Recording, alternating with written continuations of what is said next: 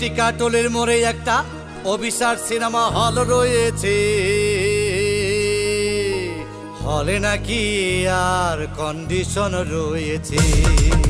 আরে হলে নাকি আর কন্ডিশন রয়েছে, আরে টিকাটলের মোড়ে একটা হল রয়েছে, হলে নাকি আর কন্ডিশন রয়েছে।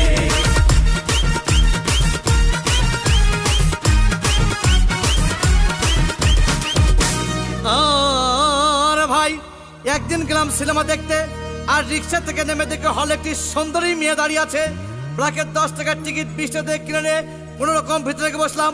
হঠাৎ দেখি পাশে চেয়ারে সেই মেয়েটি আমার পাশেই বসেছে। আরে হলে নাকি আর কন্ডিশন রয়েছে, আরে টিকাটলের মোড়ে একটা হল রয়েছে, হলে নাকি